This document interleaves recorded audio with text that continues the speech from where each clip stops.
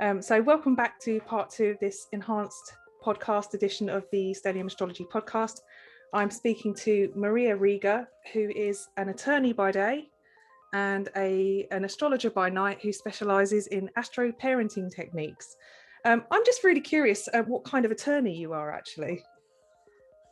Thanks, Steph, for the intro. So I am a banking corporate attorney by day. I work for a federal agency. We regulate national banks in the United States. So it's a lot of corporate law. It's a lot of transactional work, and I like it. A lot of Geminis I know also like practicing the law because it allows us to kind of parse out language and use the interpretive techniques that we can be good at.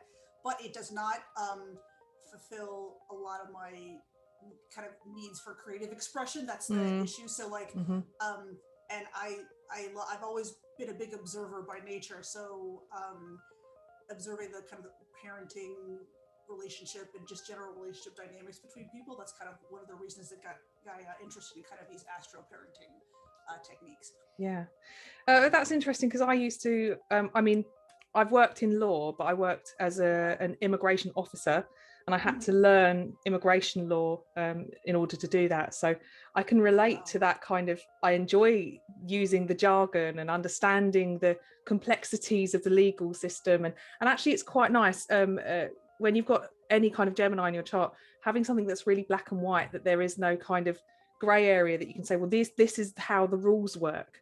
You know, I miss that about sort of like working in that kind of sector because you know, when you've got jobs where it's open to interpretation, you know, sometimes it can be, as a Gemini, somebody who kind of sits on the fence about things. Yes. So yeah, law is I've never really thought of it as a Gemini kind of discipline, but actually I can relate to that. Yeah, possibly even Gemini rising, right? So, oh yeah. So right, it definitely focuses. I mean, I don't litigate, so if you litigate, it's kind of a different ballpark. But if you're focusing on kind of the written legal expression, legal interpretations, obviously we're a common law country. We get our common law from the UK, so that's something I found fascinating. But I actually studied British medieval history in college, and I love the fact that we can trace our common law origins to kind of Lanfranc of Bec under William the Conqueror from the 11th century, because we have some of his writings still in existence. That is fascinating to me, that is where our common law stems from all those years ago, centuries ago. So right, it is, I think Geminis do have a preference. Most Geminis I know have a preference for written over oral expression, but a lot of them like to debate. It kind of depends on the nature of the sign. Gemini is typically an extroverted energy. However, I myself am a Gemini sun and an introvert. I know a lot of Gemini introverts. People think of the energy as a very sociable, extroverted energy, and it typically is. It definitely is energy that compels the chart holder to communicate. You and I were talking about this in the last hour. Compels you to communicate. And like you, I've had moments where I said, oh, I overshared. I should not have done that. Yeah. I overshared. I really did not want to communicate that. What compelled me to communicate that? It's that energy that compels you to communicate. Yeah. So, right.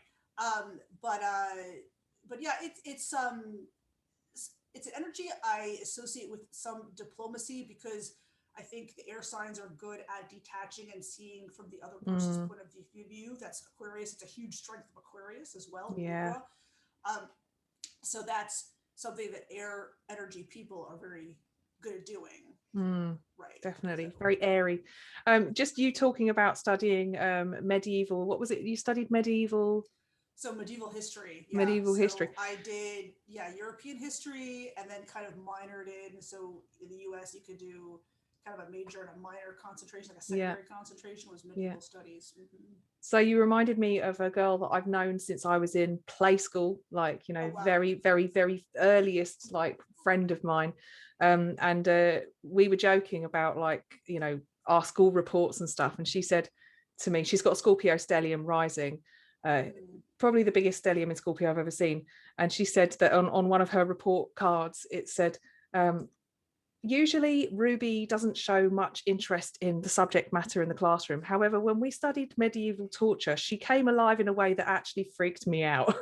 Words to that effect. And I was like, that is so Scorpio. It's such a Scorpio thing. It's just so odd. I mean, my son makes these, he's 11 and he's a Scorpio son, and he makes these statements that to another parent, they would be shocked.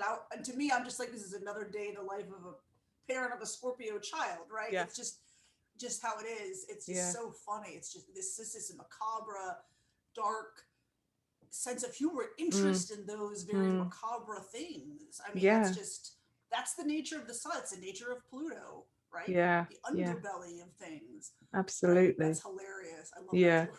I love it. It just really tickled me because I just thought that is a Scorpio child at school there. Yes. Nothing takes any kind of their attention. They can't focus on anything apart from medieval torture weapons. Right. The pain and suffering. That's something they innately understand. Great. It really tickled me. So I feel this really does feel like quite a self-indulgent kind of conversation, because all of the things we're talking about kind of relate to my chart, feed into it in some way or another. Good. I'm enjoying it thoroughly. Good. But we said that when we came back we would talk a bit more about each of the elements and kind of perhaps, I don't know, parenting techniques that you could help to relate to your child through these elements. So so let's get started. So with the elements, with the parenting techniques, because I think I've always said this, the elements are really important. And people love to skim over them and not really bother with them, but actually they're so intrinsic. So what's your experience with observing the elements through a parent's eyes? Sure. So we'll start with fire, if that's okay. So fire, fire energy children, masculine energy, right? It's a doing, action oriented energy. So Aries, Sagittarius, and Leo are the fire signs, right? The great thing about it is these children, they tend to be a little more ego-oriented. That's the nature of fire. That can be a very good thing, because typically those children, especially Aries and Sagittarius, are good at advocating for themselves, and that's fantastic. And so I love seeing Aries and Sagittarius parents, because they are typically very good at advocating for the children. That's probably their best quality. They have no problem offending other people or getting other people upset if it's to protect their kids. I think that's fantastic. So the children, the fire sign children, or the fire moon or fire sun, or just a lot of fire on their chart, typically are very good at advocating for themselves. They are also more prone to kind of wear their emotions on their sleeves. That takes a little less effort for the parent to understand what they're feeling, right? So if they're happy, you'll know. If they're sad or upset, you will know. So obviously there is a great need for physical activity with these children, especially Aries and Sagittarius. They need a lot of physical outlet for the energy. It's something I hear from parents of fire sign children all the time. You have to give them extra physical, it has to give them opportunities for more exercise than maybe the average child. Like a Scorpio child, my son kind of needs a little less physical activity than the average boy. He still needs it, but not to the extent like an Aries or a Sagittarius child. Do you think that relates to the fixed quality of the sign more than... That could very well be. Yeah. That could very well be. Yeah. So, I'm imagining a Leo that kind of likes to just sit in their throne and let things come to them. Yep, I was absolutely getting to that. So Leo, being a fixed fire, is ego-oriented, but has a little less of that necessity, right, than Aries and Sag. Yep, absolutely. Yeah. And another interesting thing about fire, it's the only element that cannot exist on its own, right? They need other people. It's something I was talking about. Another American astrologer friend of mine who also does astro kind of parenting techniques, she and I were talking about that. It's the only element that cannot exist on its own, so it needs air. So fire sign people, really, you'll see themselves surrounded by other people, friends, family. They don't do as well. I call it their entourage. Yes, absolutely. And you'll see that like with all the fire signs, they all have this entourage. So this group of people. Yeah. So that's definitely something, if you're parenting a fire sign child, to take into consideration. They're going to need time with their friends. They're typically very extroverted. Not always, depends, but typically very extroverted.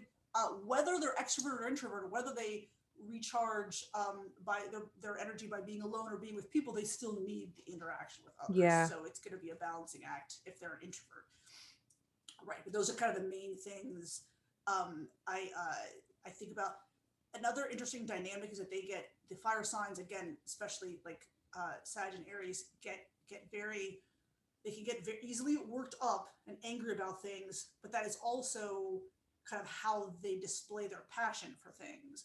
So if you're a parent who has a very different energy from that, you're more withdrawn, you may be triggered by these like real emotional outbursts where the child is, getting loud or just getting angry. But to the fire sign person, they're kind of expressing their passion about something through that kind of method of communication. That's just something to think about. The parent is going to have to find ways of allowing them to express the passion kind of in a healthy way, right? Not punching things and whatnot. Yeah. Which with the Sag or Aries boy, they make it physical and like punch holes in walls. I've seen that or heard about it. So that's just kind of the nature of the sign. They just get fire can burn uncontrollably if you let it. So you have to teach the child healthy ways of dealing with their emotions, honoring their nature, but giving them healthy ways to deal with it. You see, I live with a Sagittarius sun, Aries moon, Mars, but they have a Capricorn stellium. So they do have this real extroverted, sociable nature about them. But they're the amount of earth in the chart is so concentrated and so grounding that actually they're not as fiery as their chart might suggest. So there are other aspects of the chart that may dampen that. Absolutely. That's worth looking at the strength of the element, isn't it, as well? Absolutely. Right. I mean, if you have, I've known people with, fire sun and fire moon, that fire energy is going to be very concentrated, even as adults. Yes. But to your point, so my partner has a Sag sun with 8th house sun, with 8th house Mars, Scorpio moon, very different energies. So he's an introvert, but he does need that kind of interaction with other people, like more than I do. Right? So that's something, right, to consider. But interestingly, Jupiter, so the ruler of his sun, in Virgo, which, astrologer Stephen Arroyo says is instructive. You look at where your sun's ruler, the placement of the sun's ruler in the chart, he calls it, Stephen Arroyo would call it a Sag sun with a Virgo subtone. So there is a kind of an earthy aspect to that. So that's instructive to your point about having the earth to balance the fire, ground the fire. That's instructive. And I've noticed that play out in his personality. He is about certain things, he is very organized and knows where everything is, even if there's like chaos. So that's kind of interesting, right? So that definitely, the earth energy can help ground the fire. There, so it's not, uncontrollable. Just to add to the many connections that I seem to be finding with you, my partner is Sag and his Jupiter is rising in Taurus. So it's really grounded, very earthy. It doesn't that fire doesn't, it's it's consistent, but it's not as wild, that wild Sagittarian open fire. That's just an interesting point, and actually it's worth looking at as well, I suppose, if you're looking at the elements and you want to kind of understand, they're not typical of their element. It might be other aspects like that as well. Exactly. It just kind of adds another kind of gloss to the energy, so you understand it better. Yeah, exactly. So fire's more demonstrative. Aries, not every Aries is going to identify with being, I'm sporty or, this, that, and the other. But there is a lot more of a kind of energy that needs to be expended as opposed to kind of conserved. Yes, that's exactly right. That's how I would describe that. And even the women with that placement, because we think of men as like needing a lot of the physical and having physical energy needs all the time. Women with that placement also have to expend that energy. And I've noticed that women with an Aries sun tend to be either very sociable or expend energy in other ways, right? Physically or going out or other things. But they have a need to expend energy too, and a need to be around other people. Yeah, it's quite sociable, isn't it? Yes, and they're very demonstrative. That's kind of a nice thing with the fire sign children, is they're very demonstrative with their affection to parents. It's kind of nice. Like my son being a Scorp, he'll only hug you if he wants to, which is fine. That's his prerogative. Like, you have consent over your own body, obviously. Yeah. So, but the fire sign kids, They love to be touchy-feely. Generally, right? It always depends on the rest of the chart, but they're very demonstrative in general with their affection, and that's kind of nice. Yeah, yeah. Yeah, I'm just thinking of all the little Leo. I've got a cousin who's got a boy who's Leo. In fact, her whole family, so she, her husband, and her son are Leos, and their daughter, their firstborn daughter, is an Aquarius. And I was like, she's just so gonna be like the different one. Yeah, absolutely. The way that it plays out, these weird family dynamics that play out in astrology as well. So, but yeah, he's lovely, really affectionate boy, so funny, really comfortable being the center of attention. Really, really, you know, when we all lost our grandmother, you know, my cousin was very upset about it, and he would comfort her and say, "Oh, don't." What did he say to her? He said, "Don't worry. Soon you'll forget that she died." He meant it in the nicest possible way. Kids are so funny. I know, yeah, it's so sweet. Bless him. He was comforting his mum, but yeah, he's just such a sweet little thing. And it's you know, the entourage element I think is interesting because, you know, with fire signs they do need that kind of, I don't know if it's like a reassurance or just that crowd. But it's funny because people are drawn to fire because fire is that kind of life force, isn't it? And it's that warmth that it gives off. So it's a weird kind of thing that works both ways with people. Yes, absolutely. Yeah, definitely. People are drawn to that. They have this energy that draws people in. People like to be around them, kind of. So yeah, that's definitely the case. Yeah. Okay, so which element shall we go for next? Let's do air. I guess we'll stick with the masculine energy. Let's just do it. Let's do it. So air signs, right? Gemini, Aquarius, and Libra. Aquarius is one of my favorite signs. All my best friends, including my sister, who I'm very close to, is an Aquarius sun. Love Aquarian people. They are the most non-judgmental people of the entire zodiac. They are just very accepting of everyone. But anyway, at least that's what I find. So with the nature of air, it's a masculine oriented energy. Air people approach the world from a place of logic, rationality, detachment, which, as we said earlier, is a great quality because I think air sign people are best at putting themselves in the shoes of the other person. Sometimes too much. They have to think about what they want because they tend to be, especially Libras, very relationship oriented. They tend to almost give preference to what the other person wants and needs. I feel like they're born people pleasers. Absolutely. So they have to make an extra effort to think about what they want and then assert what they want. Their own boundaries. Right. So, but air sign people are very good at putting themselves in the shoes of other people, which is great. If you're an air parent, you can more easily, start to understand your child. It helped me to understand my child, who has very different energy from me. So that's wonderful. As we've said earlier, they tend to cover a lot of ground. Geminis tend to be a jack of all trades, master of none, but they don't cover subjects as in depth as kind of water signs and fire signs or earth signs would. So they also don't like, especially Gemini and Libra people, do not like confrontation. That's something I go over in my book on Gemini children. They don't like confrontation and conflict, and they tend to avoid that. I've tended to avoid that. I had to get comfortable with that because you have to defend yourself, defend your child, maintain your boundaries, and sometimes that involves very uncomfortable dynamics and conversations, but it's necessary. So one thing I would certainly suggest to parents of air sign children is to help them, allow them to assert their autonomy, their independence, allow them to say whatever's on their mind, respectfully, obviously, and teach them that sometimes you're going to need to stand up for yourself and you're going to need to engage in conflict. It's okay to walk away from conflict if it's just not productive. That's okay. Yeah.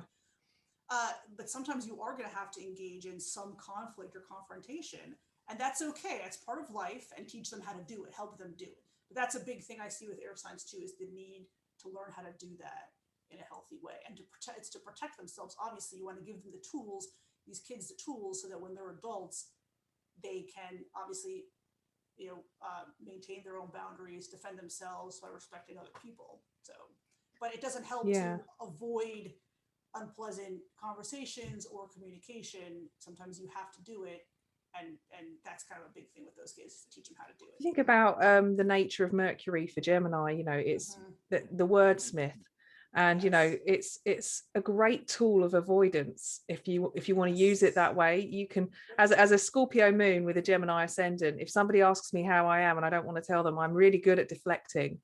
And it's you know, thinking about that kind of avoidance technique, if you know, wanting to avoid conflict and things like that, you've got the Venusian way of doing it, which is almost playing into whatever the other person wants to do, but with the mercurial aspect for Gemini would be about, you know, talking your way around it, or you know, using language in such a way that actually, you know, you don't have to engage in the way that perhaps the other person might be coaxing you to. Absolutely. Another astrologer described it to me this way, which is really good. I hadn't thought about it. She says the gift of the Gemini people is they know how to deliver the message. So I think that's really, I hadn't thought about it like that, but that's accurate. They know how, like you said, that's the gift of Mercury. They know how to deliver the message. So, and I have Mercury, you have a Mercury square Pluto in your chart, right? Yeah.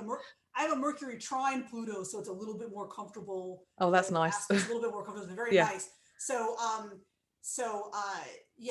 but that is definitely, Gemini knows how to communicate, how to deliver the message.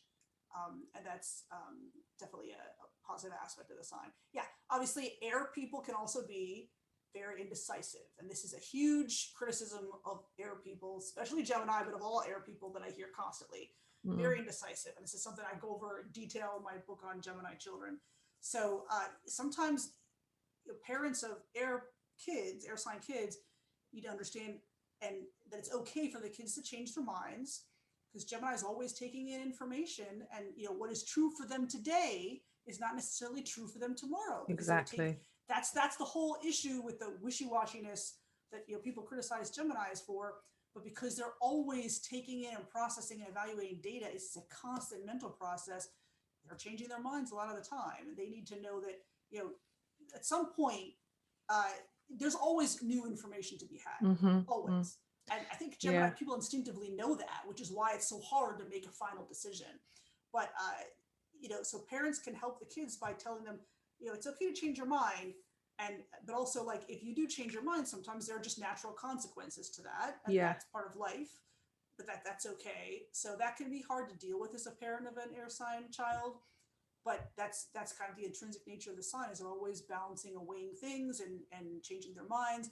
But you know, they're allowed to an extent. Yeah. So it's a Gemini's prerogative. Absolutely. It really made me laugh at one point, because you think about like that adaptable sort of like perspective, as almost like something that is good for a politician. And at one point we had Trump in the US, Gemini. We have Boris Johnson in the UK, who's a Gemini, and Boris Johnson and Jeremy Corbyn were going to head to head. And I believe Jeremy Corbyn was a Gemini as well. So we literally had, you know, the political system, you know, across the pond was being, you know, overseen by this strong Gemini energy. And what followed was just such a period of huge change. You need to have that ability to adapt, that mutability almost, to surf that huge wave of 2020, the Brexit that happened over here, and all the things, just the insane political theatre we've been seeing over the past few years. Absolutely. And that's, like you said, it can be a little chaotic because Gemini has changed her mind, and Trump changed his mind over a bunch of things. And we were left thinking, well, where does he stand on X issue? Well, we really don't know, because he's changed his mind so many times. Yeah. So that's part of the nature of the sign. Yep. Yeah. Do you find, as we're on the air element, do you find that Aquarius is just a bit more blunt than the other signs? Yes. Yes. They're a bit more comfortable with being a bit more assertive. Yes, and they're fixed. So yes, again, fixed is quite an interesting one. That's that. And what I find interesting about Aquarians is that associated with Uranus, right? In traditional astrology is co-ruled by Uranus and Saturn. So that's where a lot of kind of the stubbornness comes in, I think. Yeah. Fixed and being co-ruled by Saturn. And you know, Aquarius is always associated with this kind of revolutionary change. and this is, I did a YouTube video on this recently, but to affect that kind of long-lasting change, it's almost like you need the fixed nature of the sign, because you need to have these fixed core values. Yeah. And one thing I find interesting about Aquarian people, and I talked about this on my YouTube channel, is they seem to be very fixed in their core values. All, like I'm open to changing my mind, right? Gemini's open to changing our minds. Aquarians much less so. It's like these fixed core values, they are very stubborn about those very important key values. And I'll have this conversation with my Aquarian friends and my sister and think like, really, there's nothing I can say to change your mind on this? No, absolutely not. So that's interesting, but it's almost like that nature, that fixed nature is necessary to affect the kind of long-lasting change that Aquarius is known for. Yeah.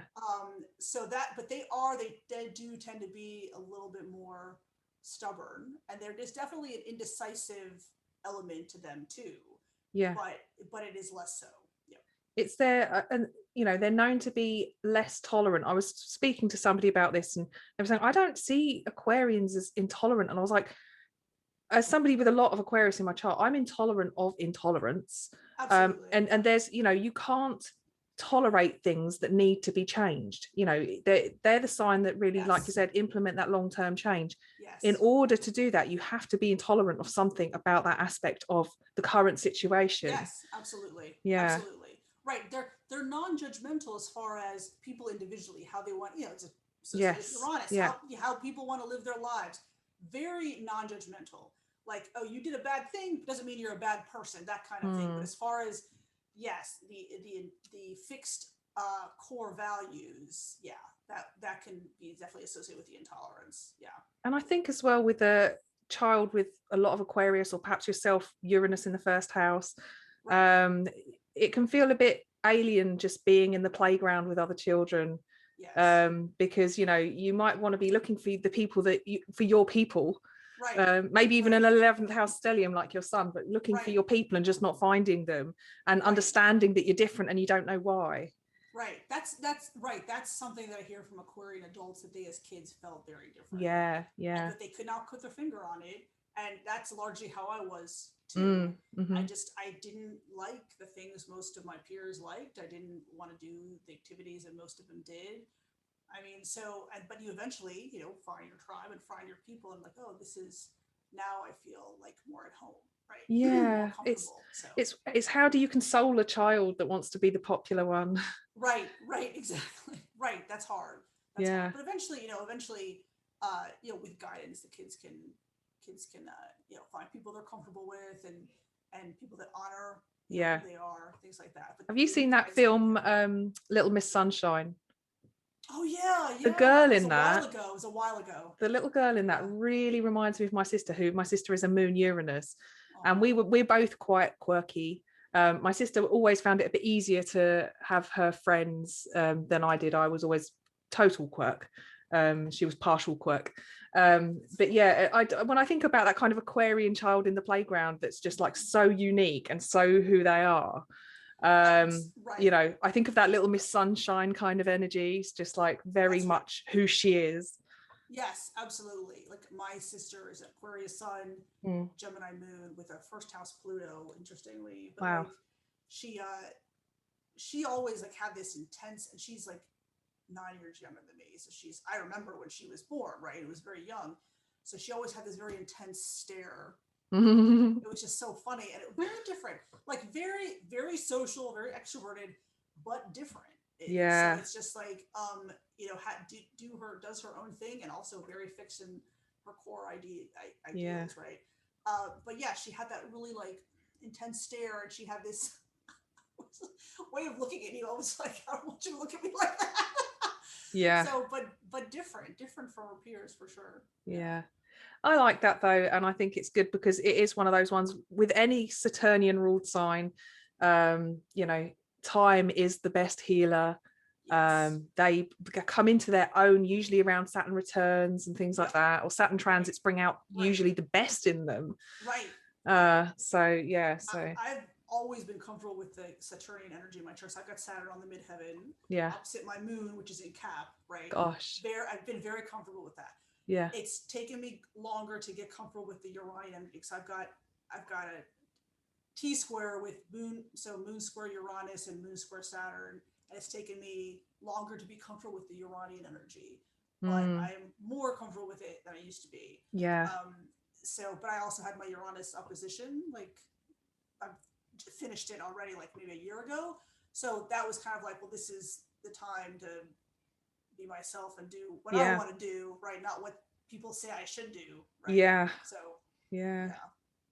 Yep. Embrace that truth, that inner truth. Absolutely. Yeah. Absolutely. You have to. Yeah. Yeah, absolutely. So let's get on to the earthy stuff now. Earthy stuff. Okay, Earth. So feminine energy sign, like you said earlier, more Yeah. passive sign. So Earth people tend to be more grounded. Obviously, they're more grounded energy than fire and air, which can kind of be all over the place.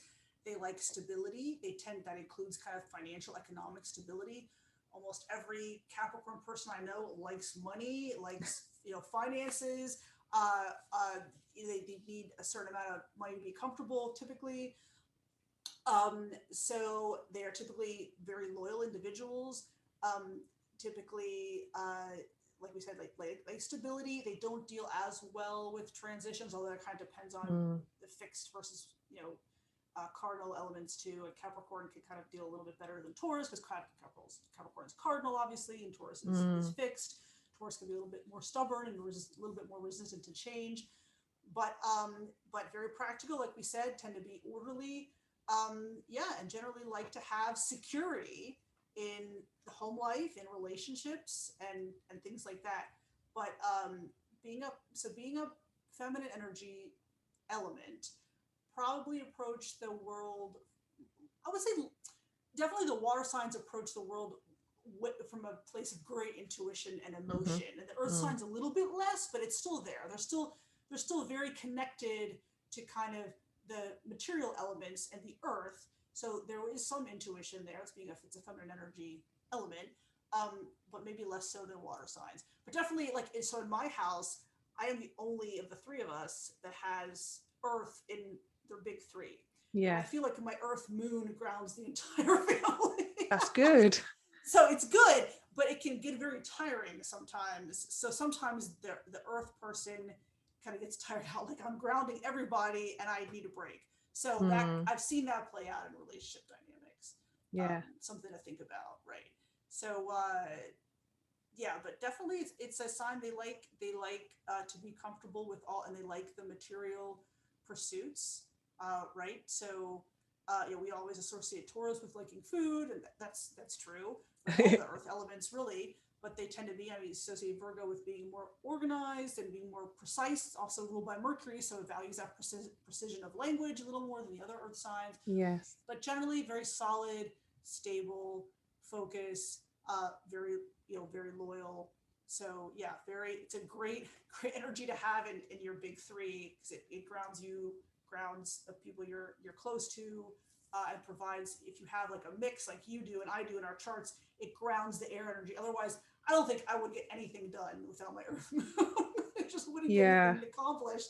But it definitely grounds the fire and air energy, and also the water energy, because the water energy, especially, the water signs feel so deeply that can be out of control sometimes. So the earth contains water, and provides a stability kind of for water sometimes when the emotions are kind of running amok. So that's also a dynamic I've seen play out. You said, I think in the first half you were talking about giving responsibility to Capricorns and age appropriate responsibility. Absolutely. Do you find that maybe a sense of ownership for earth signs, and giving them some, not necessarily responsibilities as such, but something that they can kind of take ownership over, as a way of understanding, sort of like working with the material world, and connecting in that way, that sort of helps them to feel grounded or contributing in a kind of to the household, in a sense? Absolutely. Yeah, absolutely. So Virgo and Capricorn especially like to be in charge of themselves. Those kids like to be in charge of themselves, like to be independent. They do not respond well to like helicopter parenting, right? They're like, I can do this. Yeah. So give them the space to do it. Like you said, give them age appropriate activities.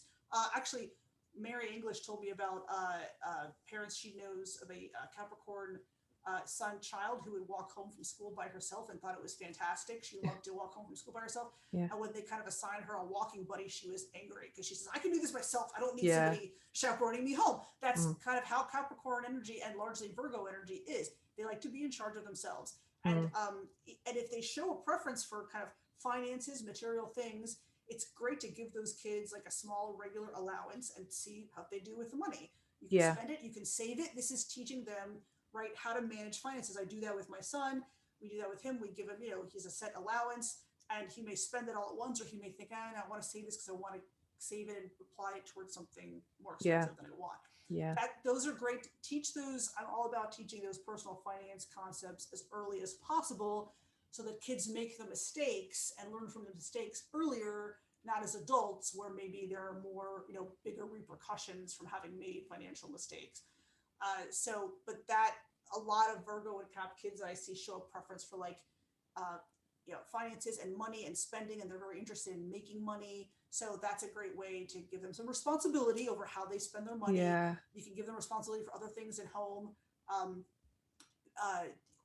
Virgos especially, I see Virgo kids love to organize their own rooms how they want it. Yeah. Right? They like to be in charge of their own schoolwork. My son loves to be in charge of.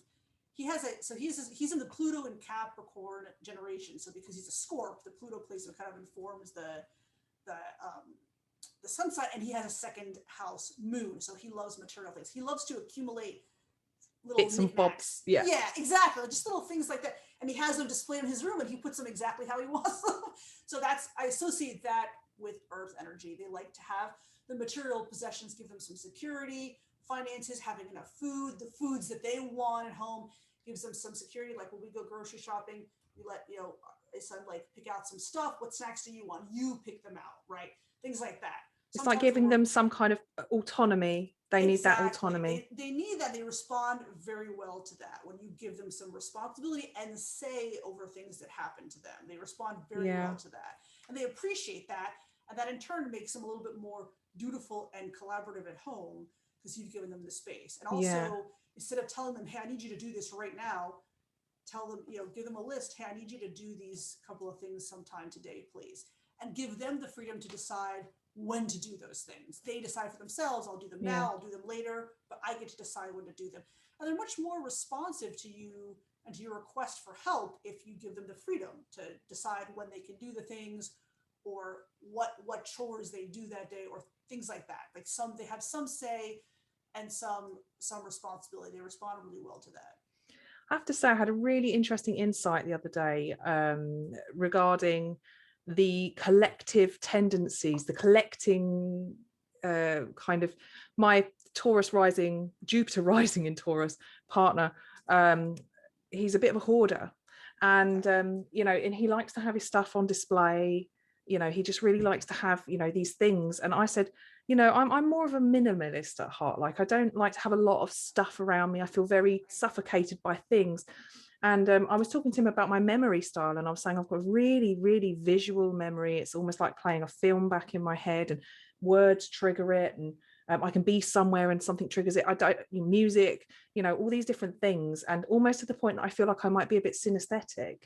And he said, oh, well, I'm kinesthetic. And I said, oh, really? And he said, yeah, for me to have memories and remember things, my memory is really bad, but the stuff that I collect helps me remember stuff. And I was like, this may be the biggest breakthrough I've ever had in my life. Interesting. So that explains why he likes to accumulate the things. Which is what I wonder if it's a Taurian thing in general. That very well may be, because the earthy energy, it gives them kind of this tactile, they like to touch things, right? Yeah. So my son is like that. That's interesting. You'll have to find out, see if you can do a bit of digging and find out about that.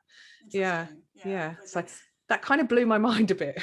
But that's, now that you understand why he does that, you can be more. I'm so much more accepting of it. Okay, now I get it. It's not just your hoarding this to make me nuts. It's because there's a reason. Yeah, right? Absolutely. Reason. I get it now. I get it. I totally get it. Yeah, those conversations are very helpful. Yeah, it was just such a strange thing to kind of. It was a random conversation that just was like the penny dropped in my head. So I almost what we're talking about here, I know we're just about to go on to water as well, is almost like being a good manager at home, learning management techniques for your children, actually.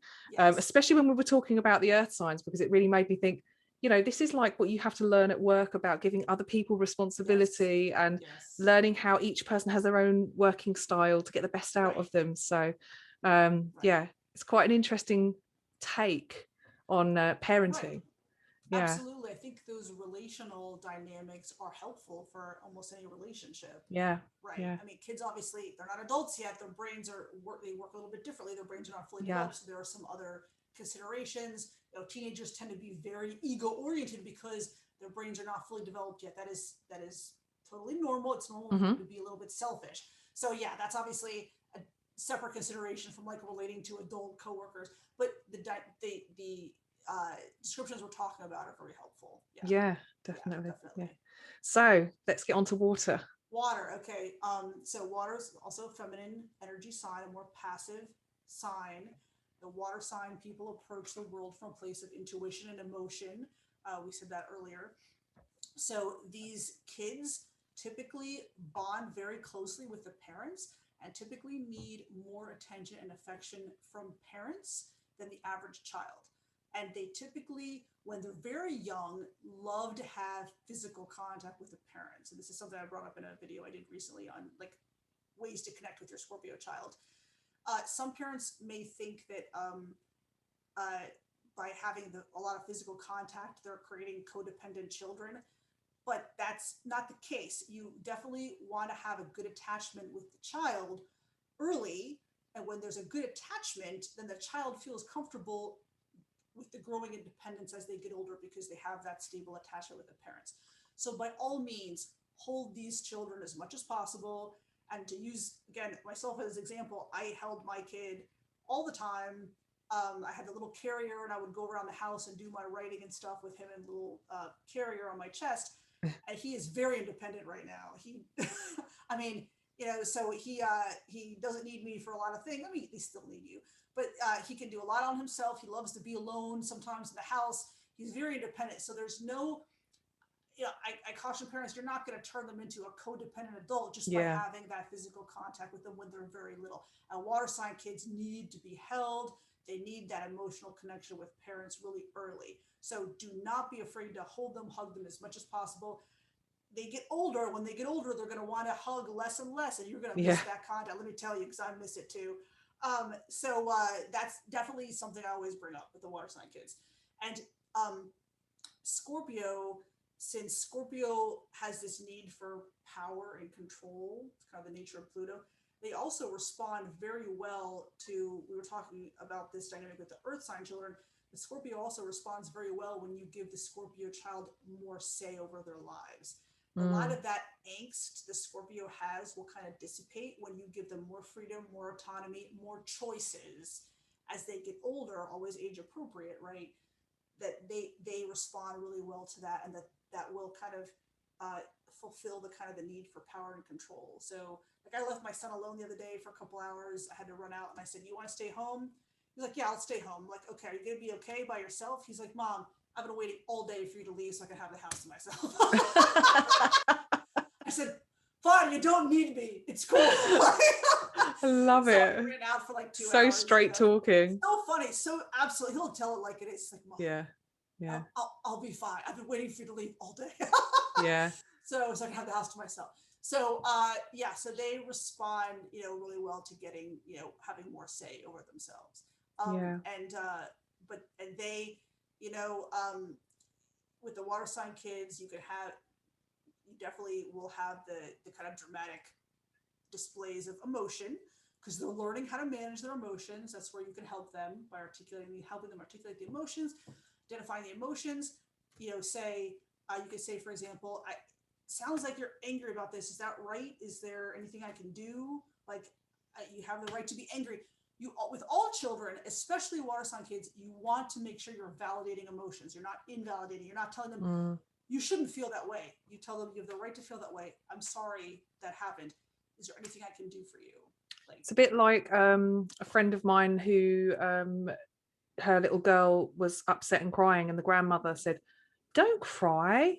And she said, no, you cry if you want to. Absolutely. You know, Yeah. it's like, you know, building in this like sense of what I need to hide how I feel. No, yeah, absolutely. I say that to parents all the time. Don't tell the child they don't cry. And Scorpio energy, those children, they repress emotions already. So by telling them that, you're asking them to repress emotions even further, which is not healthy. It's just not healthy. No. So definitely, you can cry. It's okay to cry. Yeah, things like that. You can cry. It's okay to cry. Hug a crying child by all means. Like, do you need a minute? Tell them, do you need a minute? I'll ask my son, like, do you want me here or do you want to be by yourself? I want to be by myself. No problem. Like, and you give them the space, and then they always will come to you later, right? But just give them the space. Do you want? Sometimes they want your presence when they're older. Sometimes they're like, I just want to be by myself. No problem. Take your alone time. Like, that's no problem. They respect that need, because the water sign kids tend to be a little bit more introverted. Again, I've met extroverted Scorpios too, so don't want to paint with too broad a brush, but they tend to be very withdrawn and very introverted, and they're thinking a lot of, you know, that emotional process occurs inside them before they express that outwardly. So they have to kind of work that out for themselves sometimes as they get older. They're so in tune with the world around them as well, and you know, if there's stuff going on in the house that's not being said, they're gonna be probably really clued up on it without you even realizing quite how clued up. Absolutely. My son says things all the time, and I ask him, how do you know that? And his answer is, I just know. His answer should be, I'm a Scorpio. That's exactly what it is. I'm a Scorpio, right? I don't think he even knows how he knows. They intuit so much. And that's another thing I tell parents of water sign kids. Be very careful not to like overreact when they tell you things. And you may think you're not overreacting. I've been guilty of this too. But like your body language or dramatic sighing, you're expressing irritation, and the water sign child picks up on that right away. And they need to practice that poker face. Exactly. So I just have to kind of think. And my son said to me, I don't know, a few months ago, he said, "Oh man, Mom, your life is so easy." And I was like, "Oh my God, I can't believe he just said my life is easy." He's like, "You're so easy. You get to work at home and do the X." Oh my God. I told him, I said just what you said. I maintained my poker face. I said, "Well, I'm sure it looks easy to you." Yeah. Not easy. Yeah. So I mean, Scorpio especially, man, they know how to dig in there and sting the parents if they want to. And water sign kids, above all children, I mean, all children need this, right? But water sign kids, most of all, they need to know the parent loves them without any conditions. Yeah. And even when especially if a Scorpio kind of stings you and tries to hurt you emotionally, when they see that you do not treat them any differently, that you still love them, that goes a long way to strengthen the parent-child relationship. You love them. Even though you tried to emotionally hurt me because you were hurting, I love you. It's okay. I get it. You don't treat them differently. And then they think, wow, this is somebody who really understands me and who loves me, even though I can be hurtful sometimes. And I think Pisces is, that really unconditional love kind of sign. Absolutely. And I think that a lot of their lessons come from learning that other people don't unconditionally love. And that can be a real harsh lesson for them growing up, because they will forgive and forgive. Right. There's a point when a Pisces will just cut off, but they'll give and give and give and forgive and forgive, to the point that they inflict pain upon themselves ultimately, because they are looking for that reciprocated unconditional love. But like you said, if you give enough of that in the home life, in the family unit, in that relationship, and develop that sort of that stable unconditional love initially, they won't seek it elsewhere.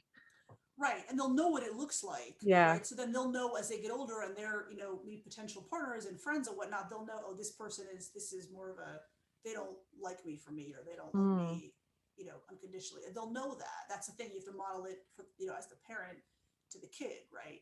Yeah. So that's absolutely, your point is totally essential. Yeah. Yes. Pisces people tend to love everyone. They have a lot of love for everybody. My sister has Mars and Venus in Pisces. And she's a physician. She's always trying to help everybody. Yeah. And that can burn out too. So you have to be careful. Sometimes you have to guard your your emotions, because that's, you know, if you're, We could look at it with a 12th house principle, couldn't we? You know, there's yes, no we could. boundaries there, and they're soaking That's up exactly everything. right. They're That's absorbing it exactly all. right. It's an open gate, right? So that Yeah. you have to guard your energy, and that's a good lesson that the parents can teach the Pisces kids is, hey, it's okay to take a break and guard your energy. Yeah. You do not have to be there for everyone No. all the time. Yeah. You don't have to do it. In fact, the ex that was the one that taught me that I didn't have to do what I didn't want to do. He's a Pisces sun, a stellium in Pisces actually, Oh, wow. And a Gemini moon. So he was like, you know, we had a very strong synastry, but that sense of he'd learned not to, well, he'd learned about his own personal boundaries, which was amazing, and was, you know, helping me to learn and implement that. So I found that a really useful lesson. And one of my students and listeners, actually, she said to me before, we were talking about types of leadership that you get with cardinal signs, and she said with Cancer, you know, they lead with their vulnerability. But I think in this conversation that we're having right now, I suppose it's important to let the water signs know that it's okay to be vulnerable, and you can lead with vulnerability. Absolutely. I think it's harder for Scorpio to take that on board. No, it is, because Scorpio, it's the great, you know, dichotomy of the sign is that they want that relationship and the vulnerability that entails, and they're afraid of getting hurt at the same time. It's a relationship oriented sign, right? So they want the close relationship, they want that soul connection, and they are afraid of getting hurt. Sometimes they'll sabotage things so they don't get hurt, right? And you'll see that in the parent-child dynamic. Sometimes, you know, the kids will sting the parent because the kids are hurting, and that's what parents need to understand, is that the child is hurting right now. And it's not about you, the parent. It's hard not to take it personally. I've taken it personally in the past, but you know, you have to think about, get to the bottom of what's going on with the child emotionally. Like, why are they having a hard time right now? Right. So with Cancerians, do you have any kind of insight into? Sure. Well, Cancer, all the water signs are very sensitive, and I find that men, especially who have those sensitive water sign placements, are encouraged to repress a lot of the emotion. So I would definitely encourage parents of male water sign kids to validate emotions, as we're talking about. It's okay to cry. That's part of the strength, right? Strength and the vulnerability, and then the emotions. It's okay to show emotions. It's okay to have more, you know, to show emotions to a greater extent than other people. This is how you are. Embrace that. Deal with the emotions in a healthy way. So that's something that I see that my heart goes out to those kids who are kind of encouraged to repress and not show emotions. So and definitely Cancer is associated with the 4th house. The home life is extremely important. Home life needs to be very loving, very, you know, affectionate, stable, things like that. Cancer is also, interestingly, I find, a very stubborn sign. So I have to agree. My sister's Cancerian, and I agree with that. There you go. So parents can expect the Cancer children to kind of be a bit stubborn sometimes, resistant to change, even though it's a cardinal sign. That's interesting. But it's also, you know, they withdraw, right? Like the crab into the shell, when they get hurt or are having an emotionally hard time, they'll withdraw. And again, you don't want to pressure them to talk to you. This goes for all water sign kids, but especially Cancer and Scorpio. You don't want to pressure the child to talk to you. They will talk when they are ready. What you do is you tell them, is everything okay? Is there anything you want to talk about? No, that's okay. I'm here if you need anything. And you spend a lot of, you know, one-on-one time with the children in a pressure-free way. No pressure to do anything, just hanging out, occupying the same space. And I promise, they will open up to you in their own time. But when you pressure these children to talk to you, the Cancer person will just go into their shell. The Scorpio person will just, you know, will resist it and may sting you. And Pisces will just not feel good because they feel pressure. They feel like, I don't want to talk about this right now, but they will eventually. It's just that they have to decide when they are ready to talk about it. And sometimes, like, the floodgates will open and all of this stuff will come out with the water sign kids, and you're like, oh, this is what was wrong. Or they got mad about this, but they're really mad about like 3 other things, or upset or sad about 3 other things. But they will open up to you eventually. But I find that a lot with parents, especially the mothers. They want the kid to talk to you. Well, aren't you going to tell me anything? But but nobody feels good if they're pressured to talk at a moment when they don't want to, right? So that's kind of a essential thing with the water sign kids is to, you wait for them to open up to you. As long as you are accepting of whatever they tell you, you don't emotionally overreact. Yeah. Just like, patient with them. They will talk to you when they're ready. I think they're really quite receptive to manipulative parenting techniques as well. So it's really important to not, to not try and get your child to seek approval, or, to say something that,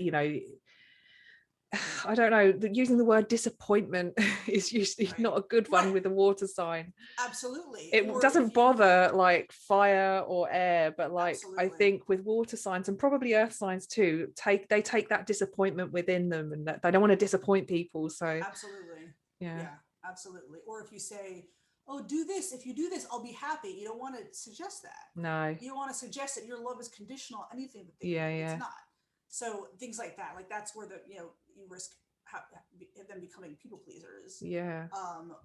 Or always seeking approval, and that's a dangerous dynamic to set up. And a lot of parents, their heart's in the right place. They don't realize that those words will lead to that. It's never. I don't think it comes from a bad place. Absolutely. So, but it's important to know that. It's important to know that so that you adjust your body language, your words, tone, everything. Just need to be a bit more conscious about it. Absolutely.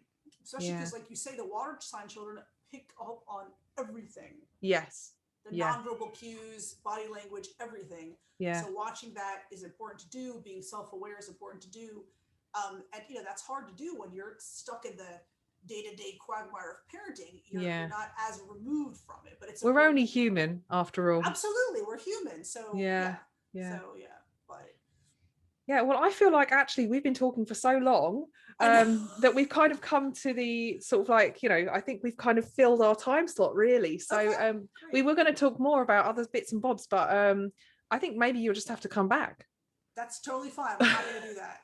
This has been fantastic. I've loved it. I've really enjoyed this conversation. It's so much fun. It's such an interesting area.